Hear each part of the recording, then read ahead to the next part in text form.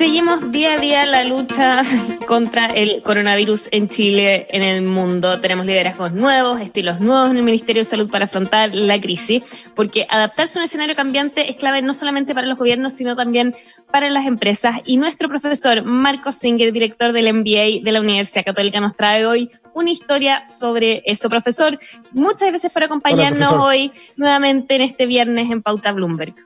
Hola, ¿cómo están?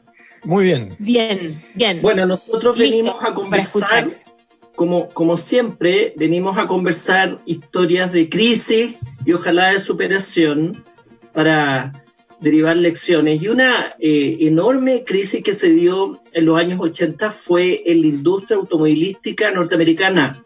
Lo que pasaba antes del año 80 era que el comprar Made in USA era algo por default que hacía el consumidor norteamericano, especialmente en los automóviles. Pero en los 80 ocurre un cambio en la cultura y los norteamericanos se dan cuenta que pueden comprar autos mejores y más baratos y no tienen que ser norteamericanos. Y probablemente el símbolo de ese golpe es el Toyota Celica, que Gaby no lo va a conocer, pero Eduardo sí. Porque somos más o menos de la edad. Sí. Y era un auto cool, un auto deportivo japonés, con un enorme éxito. Y entonces los norteamericanos se vieron frente a un tsunami, especialmente la industria que está ahí en el medio oeste, en Detroit. Y aquí hubo dos caminos que pudo haber seguido el país, muy distinto a lo que de alguna manera siguió ahora Donald Trump frente a la amenaza china. De alguna manera estas cosas son una especie como de déjà vu. En esa época, Ronald Reagan, muy probablemente influido por Margaret Thatcher, tomó la decisión de competir, porque lo otro era cerrar frontera. Es decir, no entra ni un auto japonés más a Estados Unidos. Pero no hicieron eso, y lo que hicieron los norteamericanos fue iniciar un enorme proceso que duró una década quizás, de reflexión de dónde cometimos el error y cuál es el secreto de la industria japonesa para haber hecho este golpe tan espectacular. Y entonces yo les voy a ir contando una serie de como aciertos y errores que fueron ellos cometiendo, y ustedes me van a ir diciendo por qué sí, por qué no era una buena idea. Entonces déjenme partir con por supuesto la historia está muy estilizada porque estas cosas se hacían en paralelo, pero una primera forma de entender dónde estaba el secreto del auto era mirar el auto, naturalmente. Y eso le llamaron ingeniería reversa, y que consistía en tomar el Toyota Celica o cualquier otro y desarmarlo pieza por pieza, ir mirando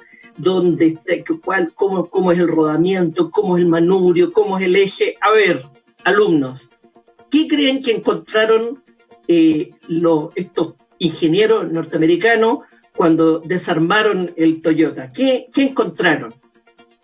¿Cuál era el secreto que encontraron? Tal vez carrocería más liviana, un auto más liviano en general. ¿No?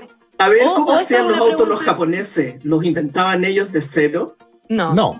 Tal vez eran iguales que los estadounidenses. Yo creo que lo que habían encontrado es que los diseños o los conceptos detrás eran los mismos, pero mejorados. Correcto. O sea, el tema, de hecho, no es Toyota también que tiene como, lo leí hace mucho tiempo, no, y se me olvidaba, tiene como un concepto incorporado de mejora constante de su procedimiento, una cosa así. Eso. Voy para allá, pero de acuerdo, el auto era el mismo, si está de alguna manera copiado y quizá un poquito mejorado, pero definitivamente en el producto no estaba el secreto, así que todo ese esfuerzo fracasó porque no era el producto el diferente. Entonces, si no es el producto, ¿cuál es la diferencia para que llegue algo distinto? Si no es el producto, ¿qué es? La percepción. Es la producción, el procedimiento. Muy bien, es el proceso de producción. Entonces dijeron, no, el auto es el mismo. pero el proceso en que lo hacen es distinto, y fueron los norteamericanos. Y acá también una anécdota que se va a acordar, Eduardo, de un programa que era Mundo 83, creo que una vez ya se los conté, con Hernán Holguín. Exacto. Exactamente. Y Hernán Holguín, pero era obligatorio verlo, pero pero totalmente.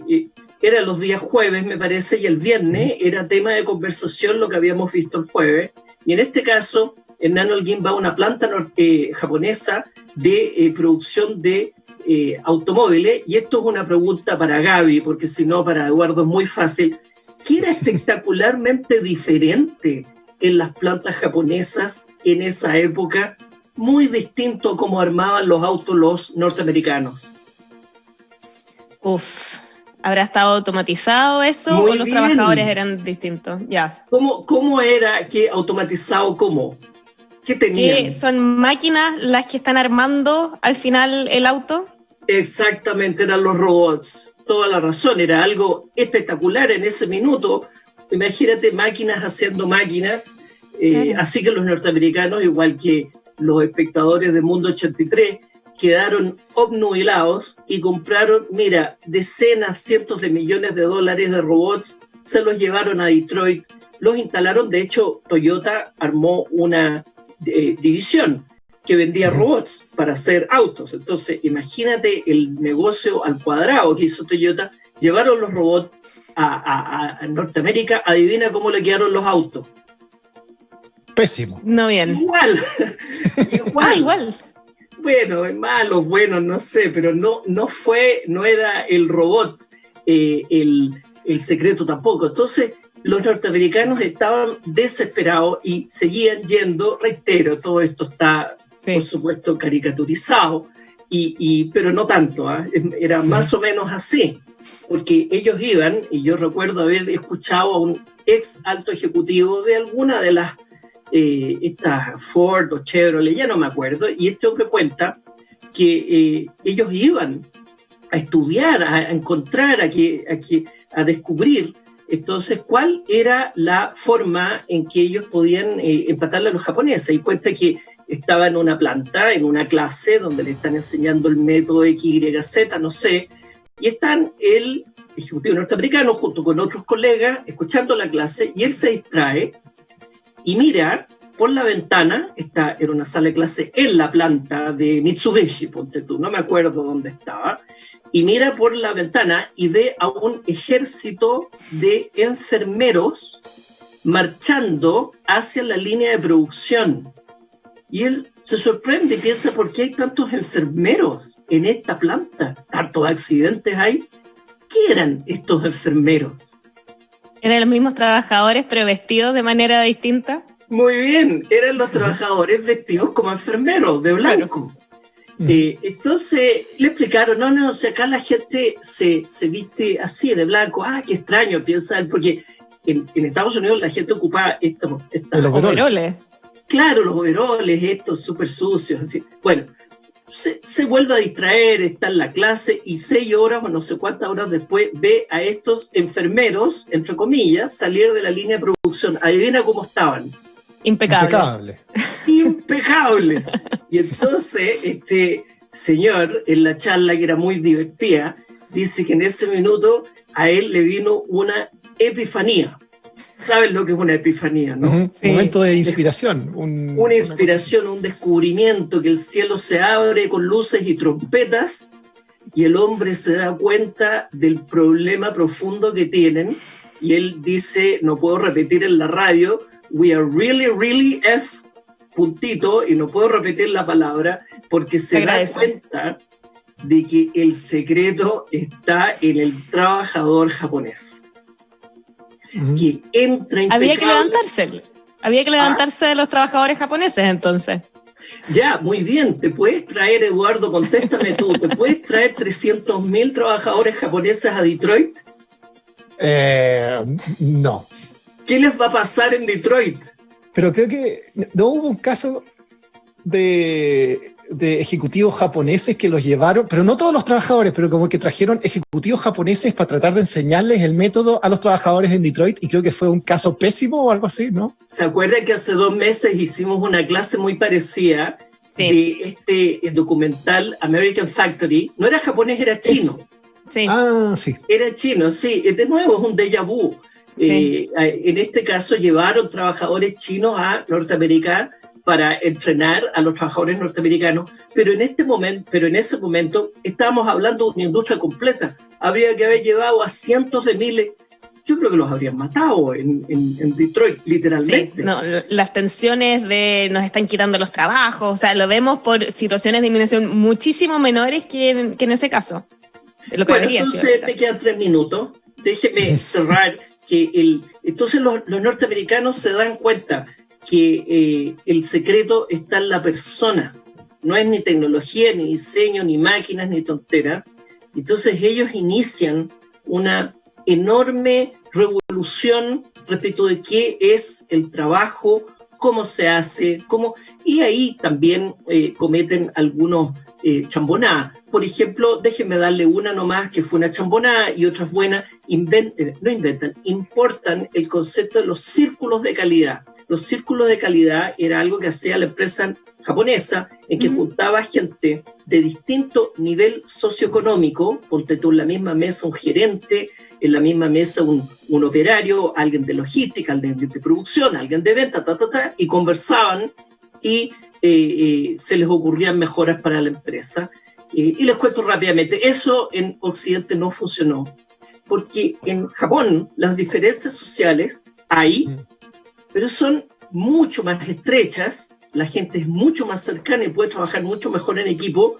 En cambio, en Estados Unidos, ese gerente gana 200 veces más que el operario, claro. Entonces la distancia era imposible de sobrellevar. Entonces eso tampoco les resultó, pero sí les resultó entrenar a la gente en técnicas de mejoramiento, que era lo que decía Eduardo, que ellos se preocupen del resultado, vayan chequeando, testeando, mejorando. Entonces, al final fue un cambio cultural. No digo que la empresa norteamericana derrotó a la japonesa, pero hoy día sigue viva. Y eso quiere decir que, bueno, ahí está el... Sí, tiene que ver también con una cosa que muy rápido antes de cerrar, que se habla de la lealtad que existe, y no sé si ha cambiado un poco, pero siempre se ha hablado de que el trabajador japonés quería entrar en una empresa y pasar toda su carrera en una empresa. O sea, veían este tema de una lealtad absoluta, desde partían en un rango más bajo y podían ir subiendo a lo largo del grupo. Y eso producía una inspiración y una lealtad muy fuerte. Aparte de eso, también me llamó mucho la atención, relacionado con la producción de automóviles también, era que a los trabajadores japoneses se les pedía a veces ellos mismos pararse atrás y estudiar el proceso. O sea, como que tomarse unos minutos de decir, ya, te toca mirar, nada más. Y podía ser una persona cualquiera del trabajo y tenían que decir, ¿cómo ves tú, cómo crees tú que podemos mejorar el proceso? Simplemente mirándolo. Y podía ser, y ese feedback, ese input se respetaba. Era como, porque es la persona que está haciendo el trabajo todos los días. Y de ahí es como que no tiene que venir con el doctorado o lo que sea de ingeniería. Era el operario, pero que podía sugerir una forma de mejorarlo. Eso es una cosa que no sé si sigue, pero lo leí una vez. Es muy profundo tu punto y lo vamos a dejar pendiente para la próxima clase, que los japoneses no separan el pensar y hacer en personas diferentes. De ahí está la clave. Lo juntan tal como tú lo explicas y eso entonces permite combinar los talentos no de una o dos personas, sino de cientos de miles. Y eso es, yo creo, la lección. La lección es, hay talento desparramado en todos lados y tú lo que tienes que lograr es ocupar la mayor cantidad de ese talento en superar esta gigantesca crisis que les tocó vivir. Bueno, lo estamos viendo en este minuto también, cambio de liderazgo que también está incorporando varios talentos de varias partes, así que es un momento positivo, o por lo menos con estas lecciones de la historia podemos decir de que parece que estamos bien encaminados. Así que, profesor Marco Singer, director de la MBA de la Universidad Católica, muchas gracias por habernos acompañado. Muchas gracias, profe. Chao, chao.